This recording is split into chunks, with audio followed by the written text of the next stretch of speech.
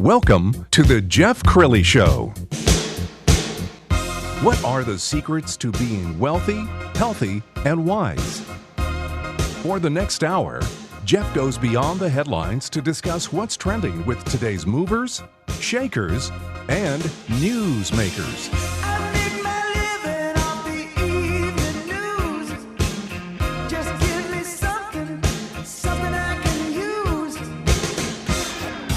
And now, here's Jeff Crilley. Good Saturday morning, DFW. We've got a great show today. It's Mother's Day weekend, and so we're going to be talking to a very empowering mom. We're going to be talking about cardiovascular health. We're going to be talking about how to make big bucks selling your business. But we're going to start with sports officials. And, you know, everybody has an opinion about sports officials. You love them when they're calling it your way. You hate them when they're calling against your team. With me right now, Michael Fitch. He is the executive director of the Texas Association of Sports Officials. Welcome to the show. Thank you, Jeff. Glad to be here. Okay, so a lot of people wouldn't even know that there was such a thing as an association of sports officials. Explain how that works. Well, we've been around as an organization since 1976. Our roots, though, go actually back to the 1930s. But from the 30s up until the mid-70s, we were actually part of the Southwest Conference office. They kept our records. They kept up with everything that we needed from an administrative standpoint. In the mid-70s, they said, you know, you guys have grown to the point that you should be on your own, so we're kicking you out.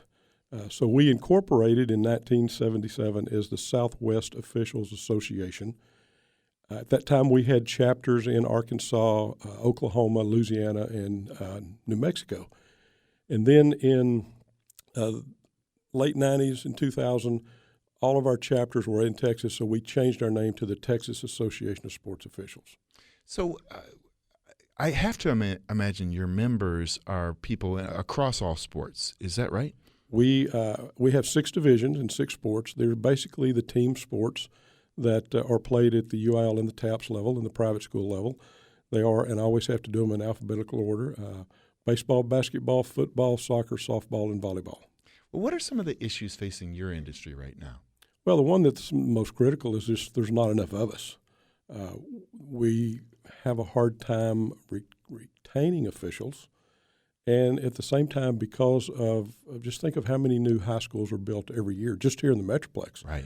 For every new high school, we have to add 27 brand new members just to cover that school. Oh, my goodness. And I think about like Frisco, McKinney. I mean, they're adding high schools every year. Yes, same thing down in the Houston area, out there in some of the metropolitan areas like the Woodland Spring, Katy. They just keep building schools every year. Well, do you feel like the next generation of umpire or referee or official, is it not as glamorous as sport for them? I mean, are we losing the next generation? We definitely are losing the next generation. We have more officials over 60 than we do under 30, and that's one of 2 things that keeps me awake at night. And so the challenge is to first getting them interested, and then secondly, keeping them involved. It really doesn't do us a lot of good to get somebody for a year and lose them. We need someone that's going to be with us for a while. And you don't get into it for the money, do you? No, if you're interested in doing this based on financial reasons, I suggest you probably go to McDonald's or Burger King because you'll do better off there. My guest right now, Michael Fitch. He is the executive director of the Texas Association of Sports Officials. So what would you say to a young person who's considering this, or maybe they've never considered this? What is the thrill of being a sports official? Well, it's basically the love of the game, and there's not a better seat in the house than being on the field or on the court. We think some of our best prospects are the seniors that are graduating from high school that have played the game most of their lives, not quite good enough to play at the next level, but still love the game. So this gives them an opportunity to stay involved for years. I mean, we've got officials in the 60s and 70s and, quite frankly, the 80s still working. So they can be involved for a long time. They're giving back to the game that they love, and they can make a little money on the side. It's not enough to live on, but it's good spending money. Well, we were talking off the air about the idea that in some parts of the state, it's a long drive. These officials are really spending maybe an hour in the car or pickup truck. Sometimes 2 or 3 hours. Texas is such a geographically diverse state. You could spend an hour driving to a game in West Texas, and that game would be 70 miles away. You could also spend an hour in Houston driving to a game, and that school may be 20 minutes away or 20 miles away. Right. So the traffics, the toll roads, all of that really kind of compounds the issue of, in going back to the West Texas, you may have to leave your work at noon or 1 o'clock on a Friday and not get back in until 3 o'clock in the morning. And many of our members are working on an hourly basis. So that means they either have to give up 4 or 5 hours pay every Friday or take it in vacation time.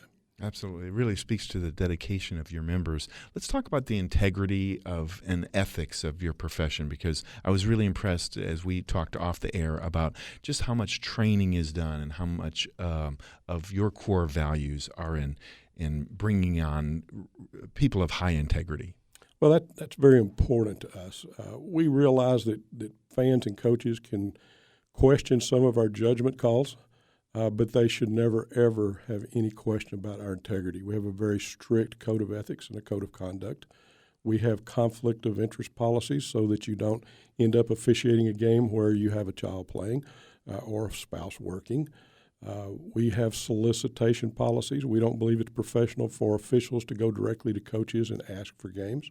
So we have several policies that just strengthen and support our basic mission, values, and vision statement. It seems like rules are changing all the time, and for somebody to stay abreast of the latest changes in their game, they really need to be part of an association like yours, don't they? Yes, we have.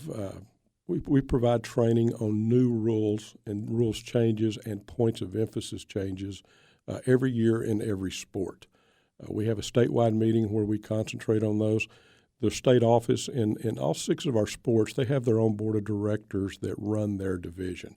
So they would create training for their sport, and that is then filtered down to the local level. We have 155 chapters around the state, where most of the training comes built on materials done at the state level. And I know there's been a lot of attention paid at all levels of the game on concussions, and your members are very serious about keeping players from pushing themselves too far. Safety is always, that trumps everything. That always is the number one thing. Now, our members are not doctors for the most part, although we have many members that are, but they're not out there to be a doctor. Our policy is basically simple. If you see a player that's hurt, whether you think they may be hurt, whether it could be a concussion or a sprained ankle, you follow the rules of the game, which in most part is call a timeout, get the team, trainers, medics, coaches, get them out there to deal with the player, and then they take them off the field. So it's not our job to diagnose or to make statements about injuries, but if we think someone's hurt, we'll call a timeout, stop play, and get them assistance. And one of the things I know your organization is passionate about is giving back, and you have a very special program that I think you launched a few years ago related to an injured player. Will you explain that? Yes.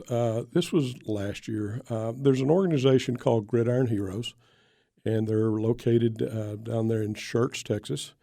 And if you're a football fan, if you don't know Gridiron Heroes, you should. They are an organization that supports players in all sports that suffer a spinal cord injury.